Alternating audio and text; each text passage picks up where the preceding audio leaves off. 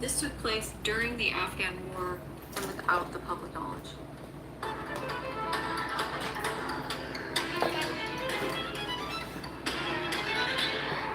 I think those who would anticipate that it's sort of in quickly and out quickly in Afghanistan would not be pleased. Although the US have been focusing on the war in Afghanistan, you have got the neoconservatives, men like Cheney, Rumsfeld, and Wolfowitz. They've been pushing for military action in Iraq for years. Turn that The light. neocons wanted to invade Turn that light Iraq on. because they wanted to completely transform the Middle East into a sea of liberal democracies that were more pliant to the US administration. Their desire to invade Iraq is very controversial.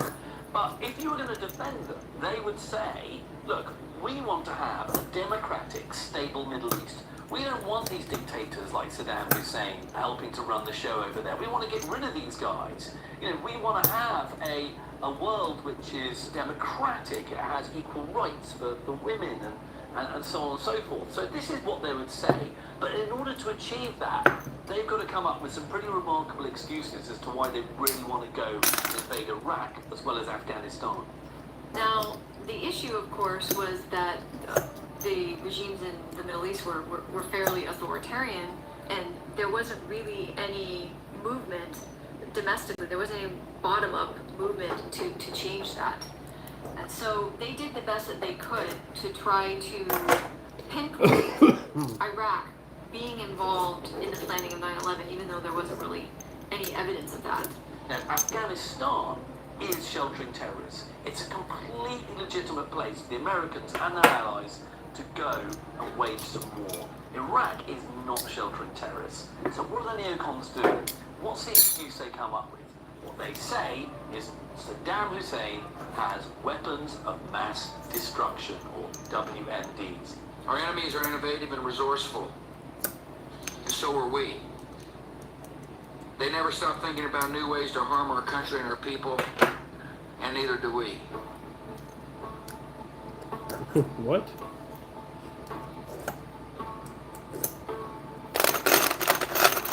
So in January of 2002, Bush gave a State of the Union address that is often known as his Axis of Evil speech. Our second goal is to prevent regimes that sponsor terror from threatening America or our friends and allies with weapons of mass destruction. And it's during that speech where he introduces this whole concept of the axis of evil. Now, those are three countries. Iraq, Iran, and North Korea. And the whole purpose of the speech is to highlight the perceived global threat by those nations.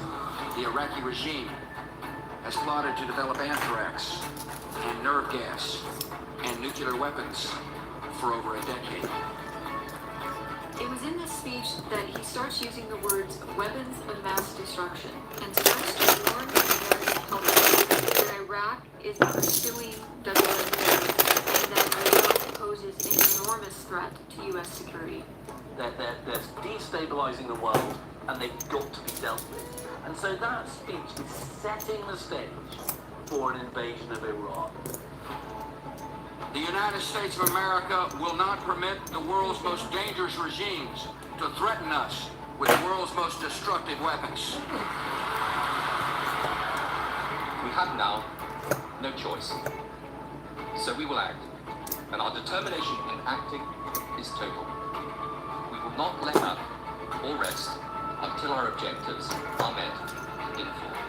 At the time, the British government is led by Prime Minister Tony Blair, and he is a real key ally of George Bush's. And he is fully supportive of Bush's stance on Iraq, even though there was very widespread public opposition in the UK.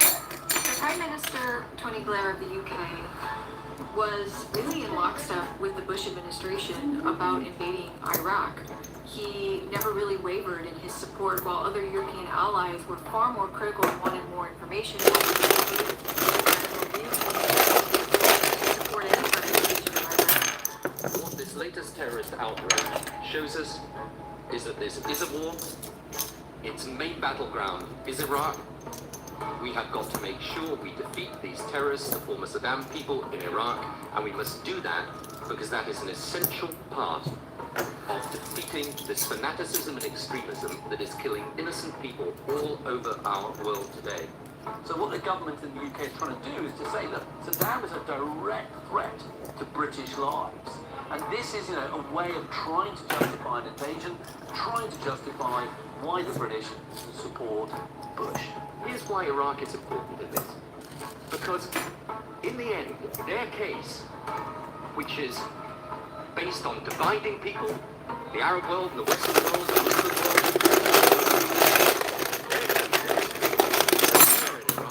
to suppress Muslims, steal their oil, to spoil the country.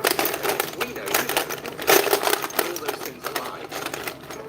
There was a memo that was leaked by the British that showed that the U.S. was actually planning to invade Iraq well before, and that they were using and cherry-picking facts in ways that could justify an invasion. The joint press conference showed their shared mission to eradicate evil, but if President Bush has the power in this relationship, Mr. Blair showed himself to be its most powerful advocate. It will not be a war against Iraq. It will be a war to liberate Iraq. What we see now is this kind of process of fear-mongering the public to make them support the idea of a war against Iraq. The choice is not ours, it is Saddam Hussein's. If he will not disarm voluntarily, we will do it for him by force, and his regime will join the Taliban in the dustbin of history. So the Bush administration engaged in a great deal of fear-mongering to shape the view of the American public that Iraq was acquiring weapons of mass destruction. This started with Vice President Dick Cheney going on television in August of 2002 and basically lying to the American public that Saddam Hussein had acquired weapons of mass destruction. Simply stated, there is no doubt that Saddam Hussein now has weapons of mass destruction. There is no doubt that he is amassing them to use them against our friends, against our allies. Condoleezza Rice could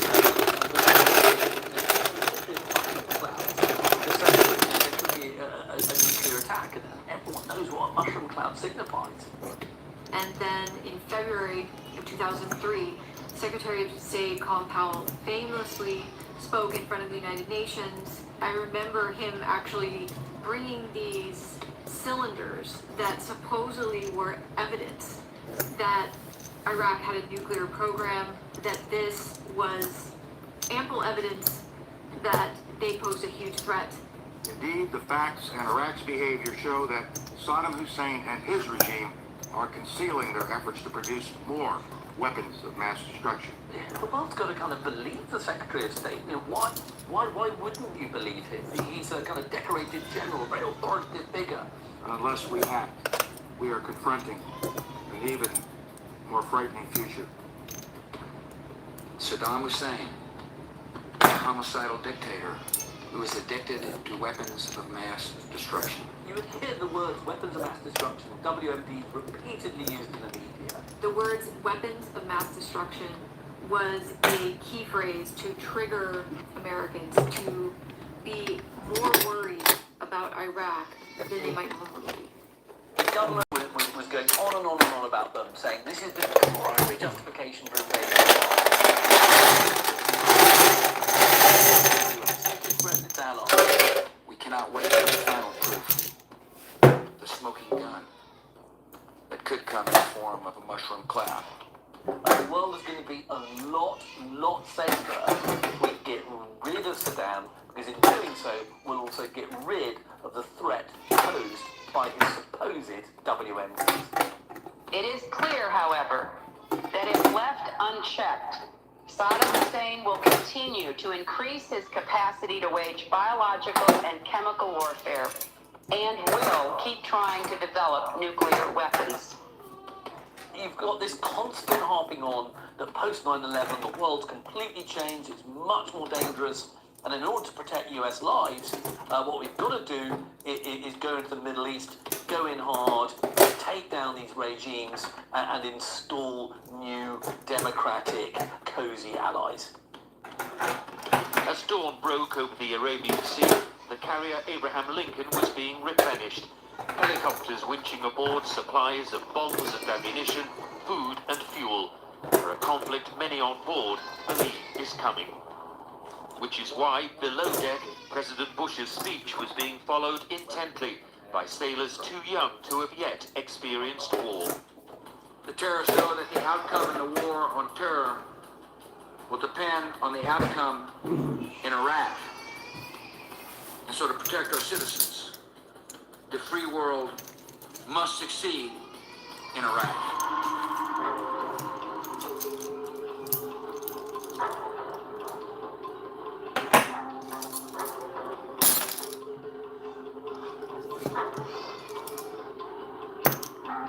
Saddam, he's an evil, nasty dictator. He has people executed, he has people tortured.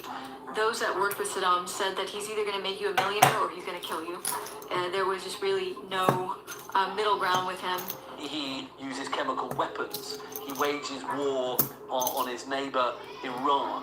He either provided you with all kinds of goods and luxury and co-opted you, or the next day he could chop your body up, put it in a body bag, and deliver it to your wife. He intimidates his population, surveillance, secret police, you name it. He famously held a series of trials where he announced all of the traitors in the room and then forced those that were remaining to execute these traitors.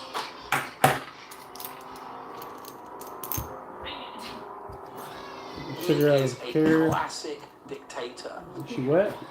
And he tended to want to surround himself with those without expertise, without bravery, without experience, rather than surround himself with people who he viewed could threaten his own political survival.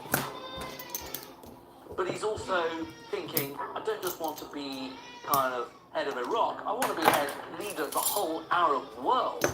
I mean, he is nothing if not completely ambitious. And so this is why he starts the Iran-Iraq war. It goes on for 8 years and ultimately results in stalemate with hundreds of thousands of deaths on both sides. And this is why he invades Kuwait in 1990, which is why he becomes the kind of public enemy number one for so many in the United States, because Kuwait is a friendly country. And Saddam is wanting to take Kuwait because he wants its oil. He's literally just trying to steal another country. Saddam Hussein and his sons must leave Iraq within 48 hours. In March 2003, Bush issues this public ultimatum to Saddam Hussein. Right, you leave Iraq within 48 hours, 2 days, or we are gonna go in with our forces. You are gonna face military action. Their refusal to do so will result in military conflict, commenced at a time of our choosing. The Americans are firm, uncompromising, and they're not going to wait for more UN sanctions. They're going to go it alone. They don't care about the UN anymore. 7 days after the phone call, Parliament supported military action, and the following day, on March the 19th, the Iraq War started. You've got the US, you've got the UK, you've got a whole coalition of allies, and their goal is simply to remove Saddam Hussein from power.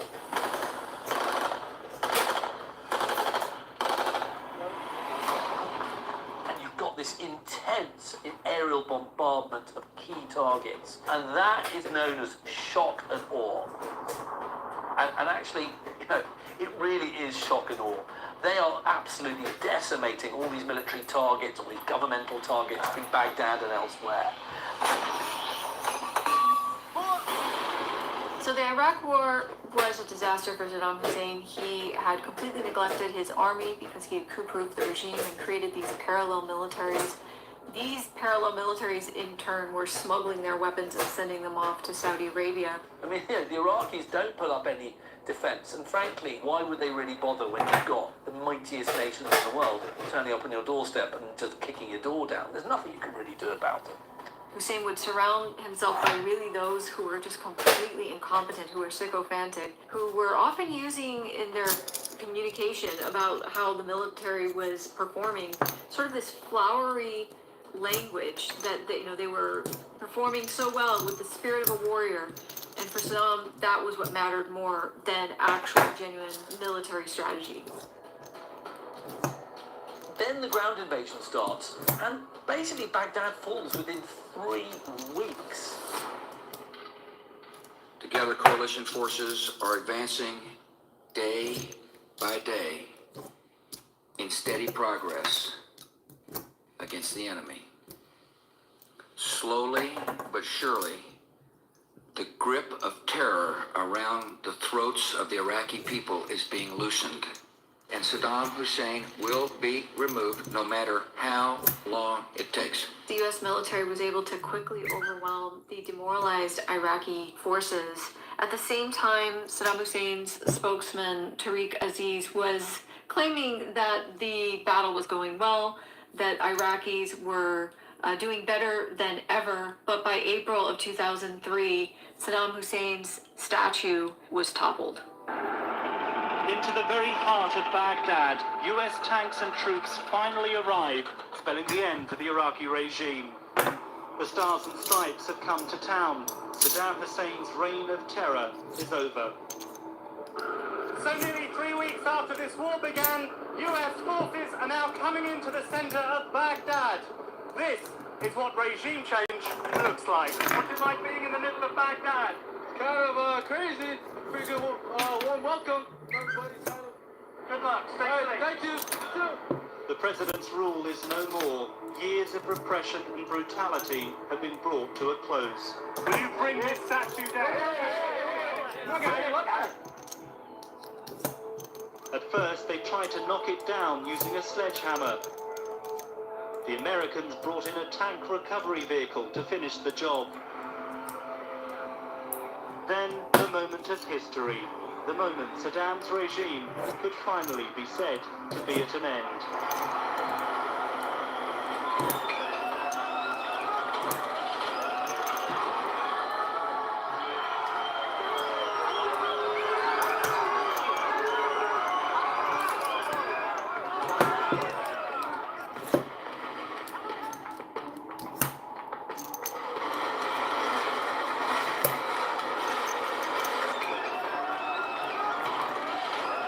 Baghdad falls quickly, Saddam Hussein's statue is toppled.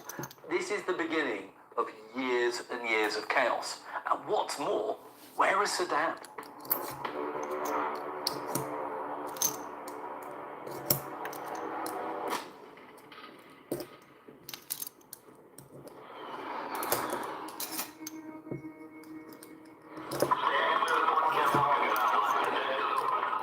It's on May the 1st, 2003 that you have President Bush delivering his now notorious mission accomplished speech.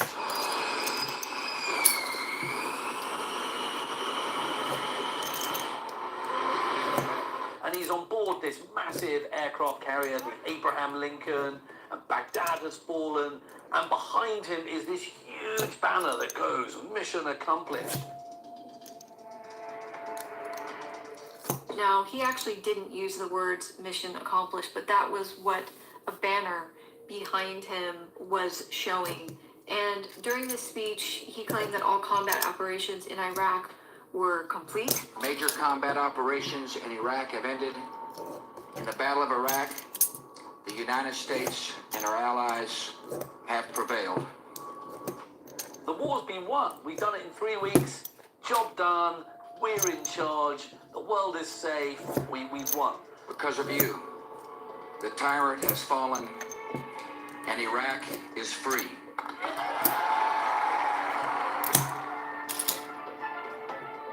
But of course, this is massively arrogant or hubristic. That banner it becomes this kind of symbol of irony and miscommunication. Because he wanted a big photo op. He was wearing a military bomber jacket and he was on an aircraft carrier, and he wanted to use this as a sign that his administration had been incredibly successful in its conflict with Iraq. While these are powerful images for his re-election campaign next year, Mr. Bush knows that declaring victory would be somewhat premature. After all, Saddam Hussein still has not been captured, and the weapons of mass destruction still have not been found. Mission accomplished speech was one of his regrets. Because the mission has not been accomplished. In fact, it's barely even been started. It was ironic. The war in Iraq was nowhere near over. In fact, there would be years and years and billions of money spent, and many troops would die in the aftermath. We have got years of bloodshed ahead of us.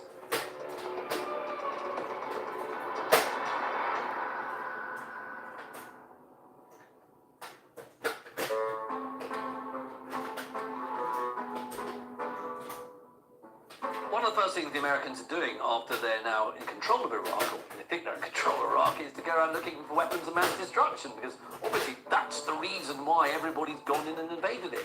But by the time that Bush came to power, Iraq was really a shell of its former self, and they really didn't have the financial strength to build, or the technological ability to really build an effective nuclear program. And they start, turning up every pebble, every stone, going to every factory.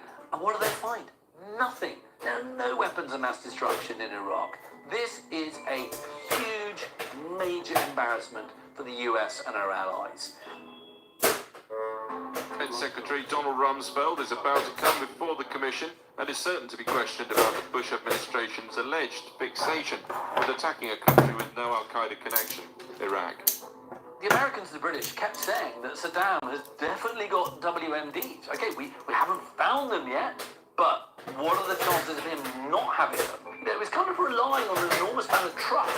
The public have got to trust what their governments tell them, and the governments have also got to create this atmosphere of suspicion around Saddam. The US really didn't have any concrete evidence that Iraq was pursuing weapons of mass destruction, that it was pursuing nuclear weapons, or that it had the technological ability to make much progress in this.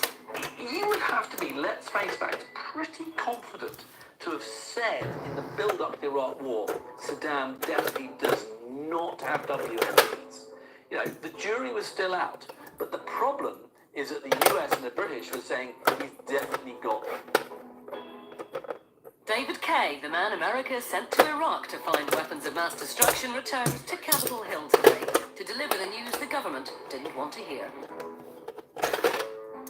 So in 2004, David Kay, who was a part of the Iraq Survey Group, famously noted in front of the Senate that the US had very poor intelligence, that they got it all wrong. It's clear we've got a problem now. But the man who searched in vain for those weapons told ITV News it would be better to acknowledge a huge intelligence failure. To be honest, I don't think anyone thought, I certainly didn't think, it would take this long to find them. This is a crucial moment. This man knows what he's talking about, and it's now that the world finally realises that the pretext for war has effectively been a lie. It turns out we were all wrong, probably in my judgment, and that is most disturbing. Have you found any weapons of mass destruction? I barely found lunch. This report comes out in 2004, and that even confirms that Saddam had actually destroyed his WMDs in the 1990s, and there have been no active programs since then. There were no weapons of mass destruction, that these were all lies, that these were all mistruths that were peddled by the neocons in the Bush administration. So as a result, it was very easy for critics to go, right, well, there are no WMDs, you had a pretty good idea there weren't any WMDs, so why did you go in? Why were you manipulating intelligence? Why were you exaggerating the threat? Did you go in because you want American control of the Middle East? Did you go in because you want oil? Is this part of a broader strategy to reshape the Middle East? Did you lie about WMDs to get your way? Weapon of mass destruction ain't never been found. Homeland Security, please lay your weapons down. By 2007, public support for the war in Iraq had really dwindled. In fact, a vast majority of Americans wanted US troops to come home, and some 60% were in agreement that the war in Iraq was a huge failure. This is George Bush and the Queen, as you will not see them in London this week. Riding in an open carriage, surrounded and protected by anti-war demonstrators. This was the closest George Bush and his entourage have come so far to the protesters who object to his state visit to Britain. Anti-Bush activists were running towards the Queen Victoria Memorial. They hoped their cries would carry to the apartments where the Bushes are staying. The government told us that there were weapons. There were some weapons ready to be used within 45 minutes. And there was such a threat that we not only had to invade Iraq, we had to do it then. Before dusk, there'd been 22 arrests, according to Scotland Yard. None under anti-terrorism laws. The Prime Minister, he says, has until the end of the summer holidays, just 7 weeks, to come up with proof of WMD, or he should resign. The UK and US leaderships wanted to justify military action on the basis of weapons of mass destruction, and so they talked them up. Now we hear them talking them down because they haven't found them. Information is what the British public and the United States public, as well as the world, need with reference to why we went into this war and where, if any, are the weapons of mass destruction. Well, I think the surprise about this report is there really are no surprises. We've taken virtually another 12 months and about $800 million to come to the conclusion where we were last October. We're here to report to President Bush that we found his weapons of mass destruction. They weren't in Iraq. They're located in Britain and in the United States. Saddam, in his delusional state, had every intent of recreating weapons of mass destruction. But the physical and social infrastructure of Iraq had so decayed and into a vortex of corruption and utter incapability of reproducing large amounts of weapons of mass destruction. So no, there was no imminent threat. The anti-war movement has taken to the streets. These neocons like the American Enterprise Institute believe in freedom. The freedom to lie. The freedom to cheat. The freedom to exploit. The false democracy of which our country is fallen victim. Once again, the Hawks are back in the ascendancy. Just a week ago, President Bush sort of dampened the frenzy of speculation on Iraq. So on November the 8th, 2006, US Secretary of Defense Donald Rumsfeld, he resigns. There's been so much criticism regarding what's been going on in Iraq. This was at a time when public support for the Iraq war was really low. There was very low morale. There was very little support for the neocon policies. Blame for poor planning, mismanagement of the war, lack of proper planning for the post-Saddam phase. Then you've got all the abuses carried out by Americans on prisoners at